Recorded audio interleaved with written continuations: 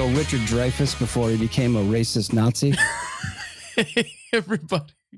Welcome back to another episode of Cryptid Cocktail Party, a show where we have a few drinks, share a few laughs, take a dive into the unknown. I'm your host, Dave, joined as always by the wonderful Sarge the Destroyer. What is going on, buddy? Aloha, motherfuckers. How you doing? You are decked out in Gansett gear right now. I'm feeling it. Would I wear this outfit if I weren't sponsored by Narragansett? Of fucking course I would. Yeah, it's a classic look. It's your, your summer dad look. Dude, as a fat guy, there's nothing I appreciate more than a good Hawaiian style shirt. Yeah, it does seem to be like the outfit of Yeah, well, I mean, I've been, neighborhood block party. I'm cooking. I'm cooking at the grill. So you need something. You have to wear a something button breezy, down. something good. Yeah, it's breezy. I got you. It's breezy. But you're doing good besides that, Sarge. I am. Two out of my three children have COVID. Okay. So that's fun. Yeah.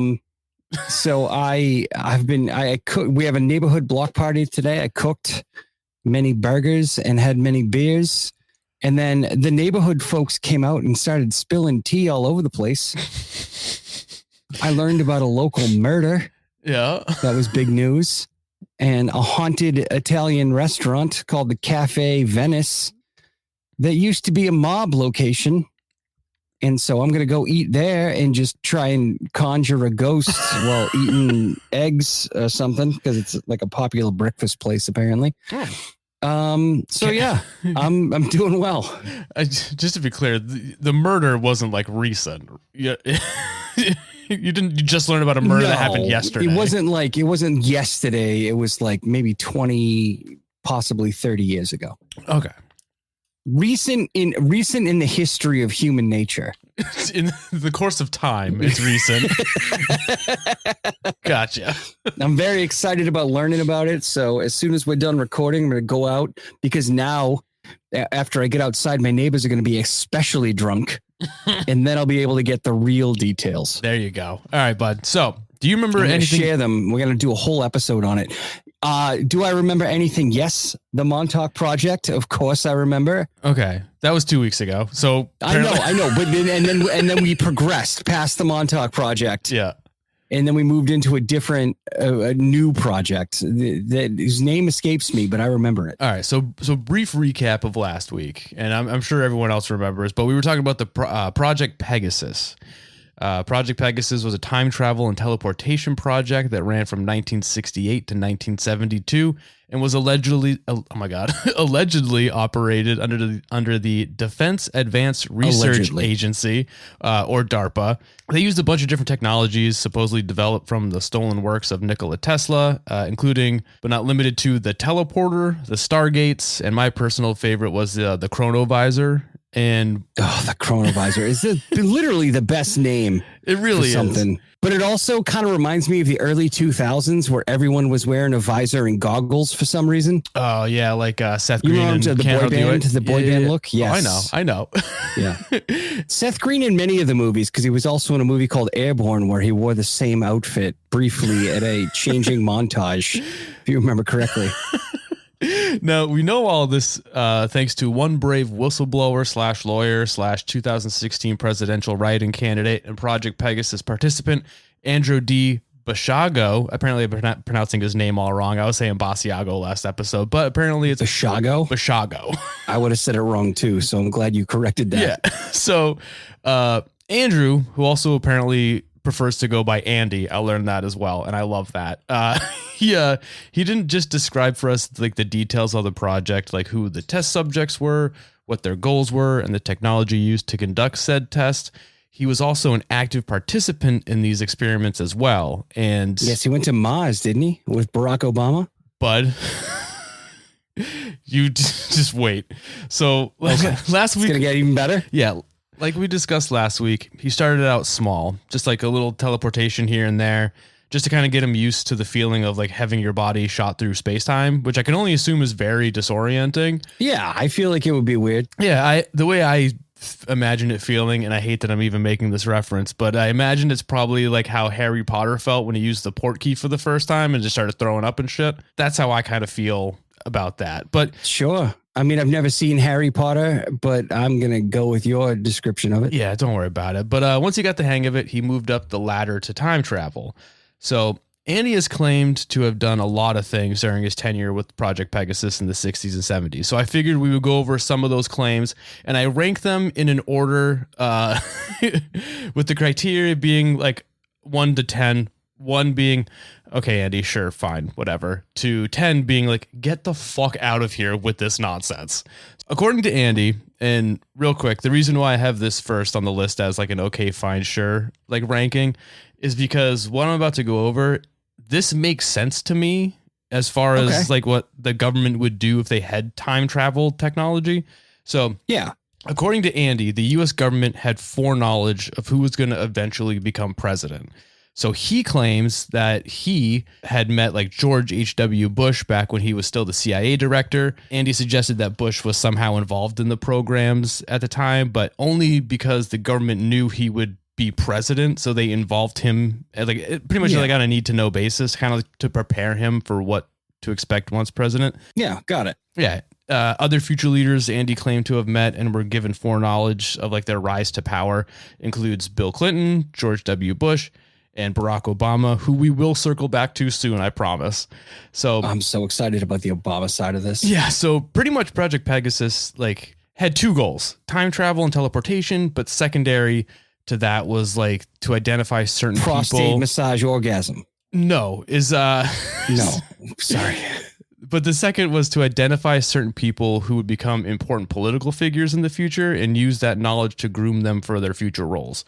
And based on the size and shape of their prostate. Yeah. And apparently this included setting up meetings between future presidents and Andy Basiago, who was at the time a child time traveler. So I don't know why this child, as you would do. You're going to send someone through time. You have to send the least reliable narrator naturally. Yeah. But the thing is, like, I don't know if this had anything to do with if this was time travel related. Like, these dudes were alive in the 60s and 70s. Like, none of these people, you didn't have to go back in time to do any of these things. And they all seem to be doing politically okay on their own at the time during the 60s and 70s. But also he gave no warning to Bush Jr. about 9/11, just like just nothing. None whatsoever. He's like, you know what? You're going to figure it out.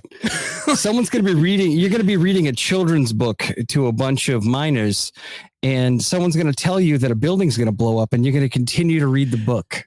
Andy also claimed to have been thrown into the past on several different occasions as part of different, I guess you would call them like observation missions.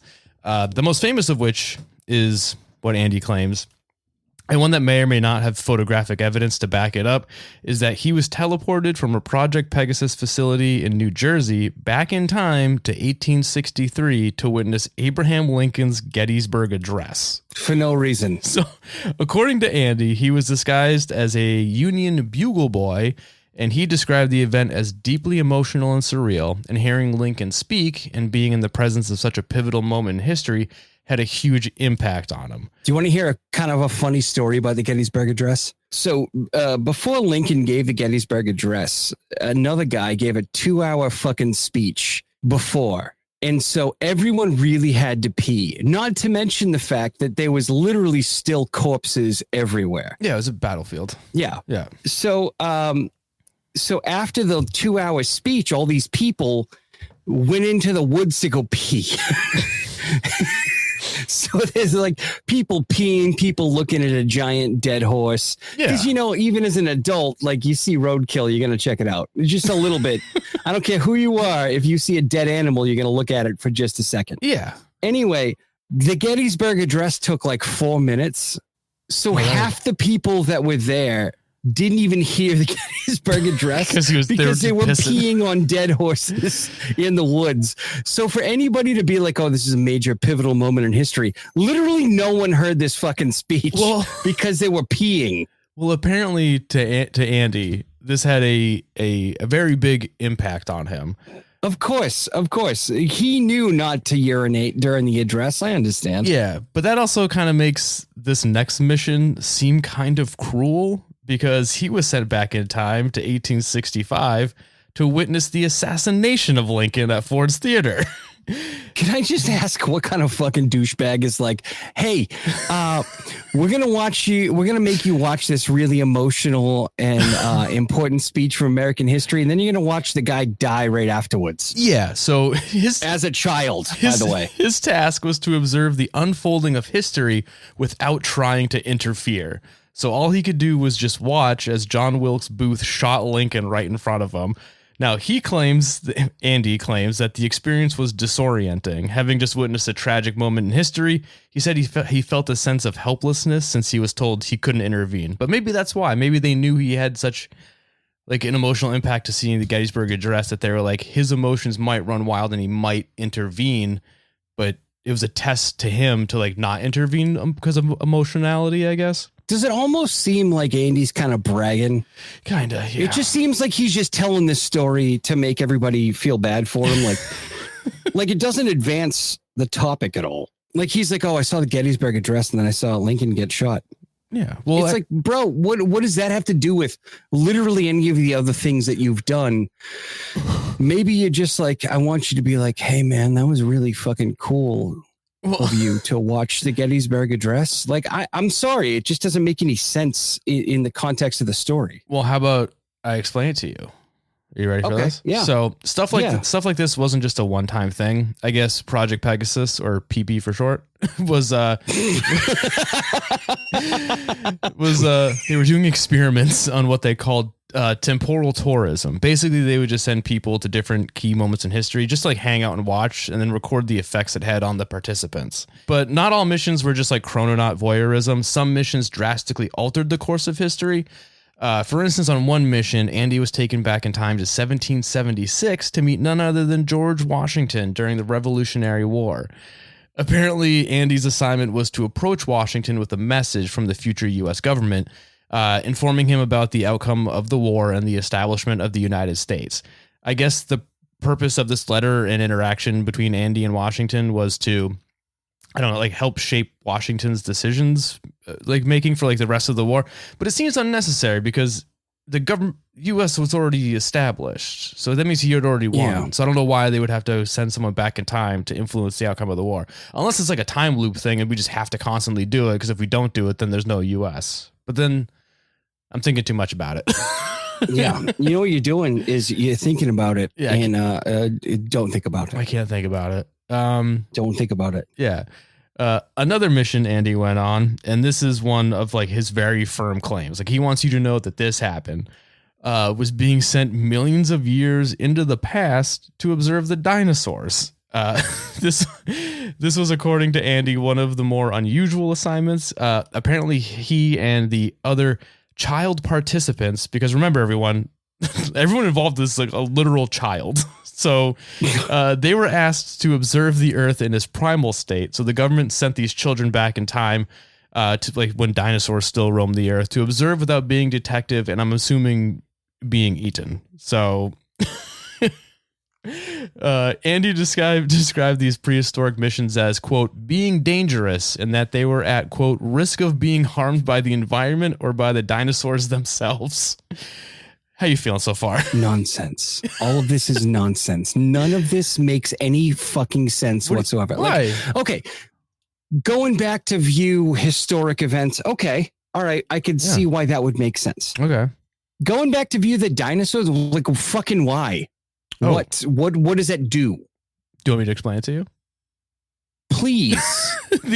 Because this makes me angry, honestly, because it's like it sounds like he's just bragging about all the shit he's done. It sounds like that guy that you know at work who like met one famous professional sports player from your town and he just can't wait to tell you about it.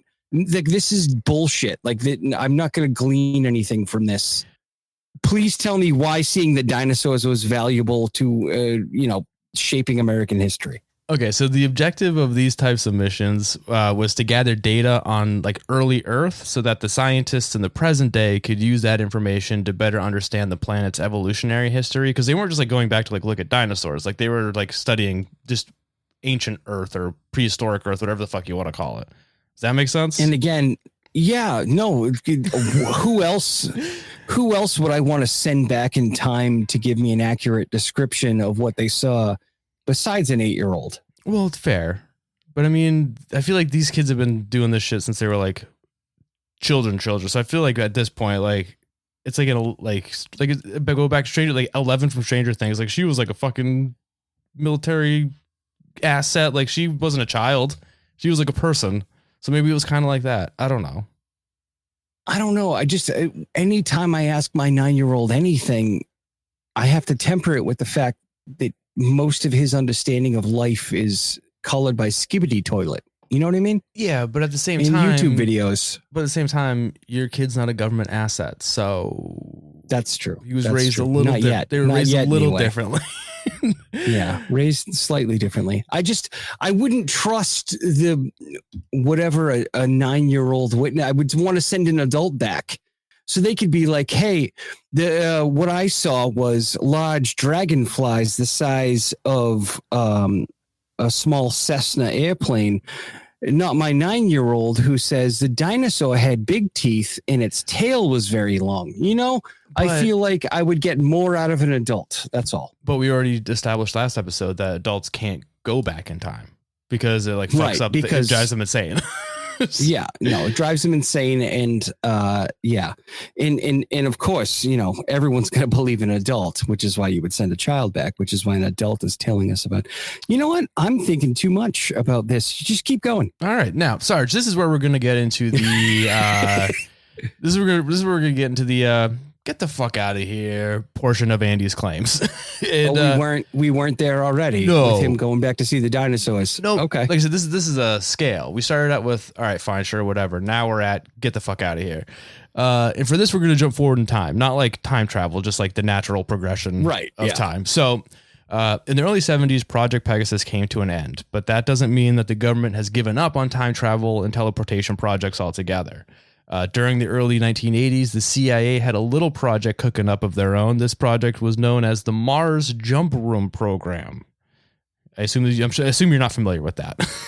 Nope, not at all. Well, like I have an idea because like Men Who Stare at Goats, like the astral projection, but I don't know. I don't think that was the 80s. I think that was earlier than that. Yeah. Well, who better to be a part of this Martian teleportation program than Andy Basiago himself? Now, Andy claims that the U.S. government had developed something called jump room technology, which were essentially like teleportation chambers that could essentially transport people and things from Earth to Mars. The jump rooms were described as pretty much like elevator-like structures, and a person would enter the chamber, feel a little discomfort and disorientation, and then you're just on Mars. Like that's all. And that's how I normally feel when I get a proctology exam. So that tracks. Damn it. And so these jump rooms were one finger just to see how it feels. Keep going. Okay, thank you. And these jump rooms were located at various secret facilities across the U.S., but Basiago's home room, or whatever you want to call it, was a CIA facility in El Segundo, California, in case you wanted to know where it was. Now, these jump room missions to Mars were part of a covert U.S. space colonization effort to establish a human presence on Mars and interact with the indigenous life forms there. So aliens are now in play in this story. Now, of course. Martians obviously have to be real. Yeah. So keep going. According to Andy, the government had been aware for some time now that there was alien life on Mars and had been preparing to make contact with said entities. So they decided their best move was to train young operatives to survive on Mars and send them up there to do just that. Now, this training on how to survive on Mars included dealing with alien creatures, rough terrain, and harsh conditions, but not everyone was cut out to be sent to Mars. Only a small group of approximately 10 young virile Americans were chosen to go to Mars. The few, the proud, the Martians. Now, the criteria for being chosen wasn't really clear, but Andy thinks that it had something to do with both physical and mental aptitude, and one of those 10 young virile red-blooded Americans that was chosen for the program, Andy assumes, was selected for his intelligence, leadership qualities, and adaptability.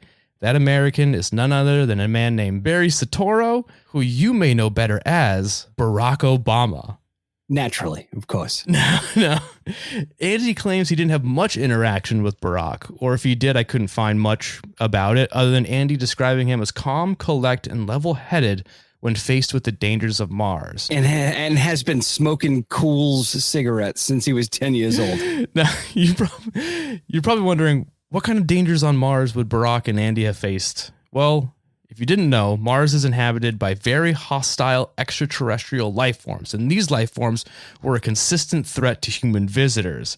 They were said to be both aggressive and physically imposing, so the participants had to go through special training on how to best avoid them, or if necessary, defend themselves against them. Also, there's no oxygen there, so that's a problem too. Well, if that's a problem, this is another problem. Yeah, it's a negative. It's a net negative. Another danger posed to Andy and Barrio on Mars were the Martian dinosaurs. Now I understand why they had to go back in time to see the dinosaur. They had to be ready. Yeah, so for when they encountered them on Mars. Okay. So these creatures were said to resemble Earth dinosaurs, only much more dangerous on account of them being alive and also on Mars. So they not only had to avoid the super dangerous aliens, but also the super dangerous alien dinosaurs, all while navigating the super dangerous landscape of Mars. I don't know why this makes me like... It's just so stupid. Yeah, it's a bit silly. Okay. All right. Let me see if I get this straight. Yeah. Break it down for me. Someone is taking children and sending them back in time to view large historical events so they have a better understanding of American history, but also sending them back to view dinosaurs so they can get an accurate representation of what evolutionary history the Earth had. All makes sense. But then they were like, hey, you know what? We need to extrapolate this a little bit further and send these folks to Mars, where there's also dinosaurs. Yep. Just for funsies. Am I right? Did I get it right? Okay. Well, yeah. Sounds legit. I don't know. No. Yeah. Well, luckily there were, moving on. Luckily, there were underground human outposts scattered around the Martian surface for them to take shelter and rendezvous with others while out exploring. So that's nice. Naturally. So the point you just brought up. So what was the point of this project? Seems like a lot of risk and for what reward? Very little reward. Well, according to Andy, the Mars program wanted to establish a permanent human presence on Mars, explore its resources, understand the life forms that live there, and to use Mars as sort of a fallback option if we ever need to get off Earth due to some sort of large scale disaster. It also was going to be served as a jumping off point for us to just keep exploring further out into the outer space. Whatever. A very Elon Musk approach. Yeah. So fair enough. So obviously Andy's claims that Barack Obama was involved in a top secret Mars exploration program, and that he may or may not have had to fight off Martian dinosaurs was met with what some would call healthy skepticism. Naturally, yes. Yeah. In 2012, Obama and his administration were asked about his involvement in the program. The White House denied any allegations that Obama was part of some secret space program, but Obama himself hasn't said anything. So yeah, you never know. I mean, you get you can't just fucking admit that you've been to Mars. You gotta keep that a secret because no one wants to take the thunder away from Elon Musk, who has sent people to Mars. Exactly. And, yeah. Except that he hasn't because he's an incompetent fucking dildo. But despite the lack of any sort of proof, Andy has stuck with his story and has been making moves with it. He's been on countless podcasts. He was a guest on Art Bell's show. Yeah. No, for a second there, I didn't believe anything that you said, but once you said Art Bell endorsed it, I immediately knew that this was true and actually happened. Yeah, he's also been hitting the lecture circuit pretty hard. I mean, he goes around to speaking. And in 2016, he ran for president with a campaign centered around government transparency, disclosure of advanced technology, and of course, the revelation of secret time travel programs. Can I address the elephant in the room here for just a moment? Hold on, do you want to do a slogan real quick? It was yes. A time for truth. Come on, that's pretty good. Okay. All right. I just want to recap for our listeners. This is a man who said that he has met presidents Yes. in their past. Yeah. Because he needed to meet them in order to. Yeah. We don't know why he had to meet the former presidents who were at the time not president. They were going to be president. So bottom line, he met presidents as children who are going to be future presidents. Yes. But he ran for president. Yeah. So he had to know he wasn't going to win because he'd met. Probably. This could, you know what I mean? Maybe this was all part of the plan. We don't know. So he ran for president after meeting former presidents that he knew were going to be president, but he hadn't met himself in the past because he was in the past as himself. So can we just, there were other, you guys know where I'm driving at, right? He wasn't you know where I'm going with this. He wasn't the only child participant. Maybe another child came to him to tell him, and maybe this was just the first go around. So can we just maybe address, like, did Barack Obama meet like Donald Trump as a child and not know? All right. So Barack Obama was not part of Project Pegasus. That was a separate project. He was part of the Mars Jump Room program, which happened in the 80s. Right. No. I get that part. So they weren't children. They were like adults, like not adults, but like young adults, I guess, by then. Oh, okay. So when they were doing the Mars shit, they weren't 8 years old anymore. They were in the 80s. They were probably like in their late teens, early 20s. Dave, can I level with you? I've had a couple of beers, and I'm gonna be honest. I don't know if it's the beers talking, but you fucking lost me a while ago. Gotcha. I'm just clinging on for dear life at this point. I thought I understood this, and now I'm pretty confident I don't. What I want to know is, Andrew, Andy, Drew, whatever the fuck you're going by. Did you go back in time and meet yourself before you ran for president? I don't think they're allowed to do that. Because if you didn't meet yourself when you went back in time, then I'm pretty confident you're not going to be president. Well, it doesn't matter because his campaign had some challenges, Sarge. And he did not win. No, yeah. I'm aware that he did not win. He ran as an independent candidate and really struggled to gain any traction, mostly due to the whole like time traveler thing. Well, also the fact that it's nearly impossible for a third party candidate to win the presidency in the United States, as it has never happened in the entire history of this country. So he wasn't included in any of the major debates, and his campaign didn't gain any significant media coverage outside of like weirdo fringe outlets and alternative media that mostly focused on like conspiracy theories and UFOs and shit. As a result, didn't really gain any momentum, and he failed to qualify for the ballot in most states, so he had to be a write-in. So much like Robert Kennedy Jr., who was also a hilarious third-party candidate. But there you have it, Sarge. That is the conclusion to Project Pegasus and our series on time travel conspiracies. And I know at the end of the last episode, I said we were going to talk about like the connection between the Philadelphia experiment, the Montauk Project, and Project Pegasus. Well, it's Nikola Tesla, and it's not that interesting, and it's actually very dumb. So we're not going to get into it because it's just a bunch of fucking nonsense. I mean, because it's been so legitimate up until this point. Well, it's just like all the stuff about Nikola Tesla is like everything is after his death. Like you can pretty much make up whatever you want. What the fuck's he gonna say? I mean, you can make up anything you want about Nikola Tesla because he was a weird fucking guy anyway. Yeah. So I mean, you're right. I could have included it. It wouldn't have changed anything about anything. It wouldn't have. It really wouldn't have changed any of this. I fucking love this story. I know everyone listening right now has heard me poo-poo the whole thing. Yeah. I'm probably gonna edit out some of the proctology jokes, but we'll leave a few in there for. You know what?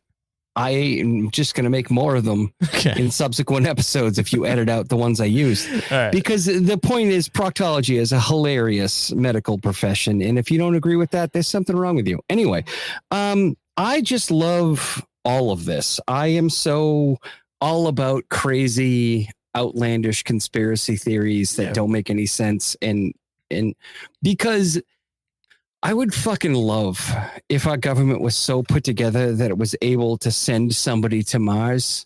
But unfortunately, we have a government where people can't even agree that lasers aren't coming from space to start forest fires. I mean, so they could be. But they're not. But they're not. I just love this. I really fucking love it. Honestly, it's like one of my favorite things. I shit on it, but only because it's hilarious to me. And I would still continue to listen to hear people talk about this stuff for hours and hours on. Every time there's somebody who like comes out and they're like, I went back in time, or I'm from the future, and I'm here to give you a message, I'm always like, please be true. And I'm always so disappointed when they say something, because I'm like, oh, you're full of shit. You have no idea what you're talking about. It's like you had me in the beginning, but then you had to say that one thing. It just makes me so sad. I was just telling. For those of you who don't know, there's a block party in my neighborhood. We do it every year. And my neighbors kind of know that I'm the weird conspiracy guy. And so they tell me things, and I was just saying to them today, because today is the block party, I was just saying, like, I'm always so disappointed when I debunk something, because I just want it to be true so fucking bad, and I'm always let down. Like, this is so much fun. It's because you have critical thinking skills. So I know. It's why I'm an atheist, but no offense to those of you who believe in God, but it's nonsense. Yeah. So I really am just super disappointed when I hear these things, because it's like, this is just cuckoo banana pants. Like, let's be honest, you didn't go back in time and see dinosaurs, you fucking idiot, because there's no benefit to that. Well, we don't know, because we haven't talked to Andrew himself. No, I'm working on it. Okay. I already messaged him. The email is sent. And I messaged him on Facebook. So somebody, I thought I told you, but I didn't. So our friend Bulk Detonator, my favorite Instagram follower right now, who just, this person just posts the greatest fucking Instagram posts ever.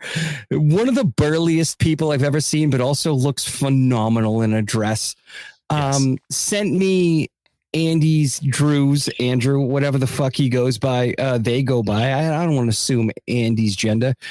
Sent me their email and contact information, and I emailed them, and I was like, please God, come on my podcast. And I haven't heard from them yet. Yeah, but I want to desperately, because I would be so happy to talk to this person and yes and all the way to the end, because they could still convince me. If they believe it enough, I'm in. Yeah, I listened to his Art Bell interview. He seems like he's fully invested in this, but hopefully we'll hook back. That'd be such a good episode if we could get him on. It would make me so happy. All right, Sarge. So that's the story. I'm glad you enjoyed it. I know I lost you a little bit halfway through this one, but it's okay. It's my own fault. I don't have the brain power for this, and okay. I'm just hanging on. Most of the time when we do a show, I'm just hoping it's real, and then I find out it's not, and I'm sad. Yeah, it is a bummer. But however, I still believe that lady down in Florida had little flower aliens. The flower aliens. I'm gonna believe that for the rest of my life. It's just a bummer they never came back for her. It's real sad. All right, sorry. They maybe they did though when she died. Maybe she became a flower person. A robot flower? Maybe that's what happens when we die. We become robot flower people. It's possible. All right, Sarge. It's entirely possible. You got anything you want to plug before we sign this off? Guys, I've had a few beers. Please forgive the rambling and the crazy interruptions. I love you very much. Please buy my coloring book at sargessupernormal.com. All one word. Please buy the coloring book. It would be fun, and it won't be valuable at all if Kamala Harris wins, which I'm hoping happens. So not because I'm especially aligned to any political party. I just, I don't think America should vote for an orange person. Anyway, I love you. Please buy my coloring book and listen to this podcast. You can find us all over the internet. All over the internet. But if you want me to narrow that down, you can find us on Instagram at Cryptid Cocktail. You can find us on TikTok, Cryptid Cocktail Party. You can follow Sarge on all of his social medias. Just look Sarge the Destroyer pretty much on any social media platform. Yeah. And you'll find him. let's see. But not Facebook. Fuck Facebook. All right, keep going. Make sure you give us a rating and review on Spotify or Apple, wherever you can. It really helps the show out. I think that's it. Sarge, that is it. Yeah. Do you want to say goodbye and I love you? I've said I love you like 7 times, but I'm going to say it again, guys. I love you. Have a great fucking week, day, whatever. And we'll see you next time. Mwah.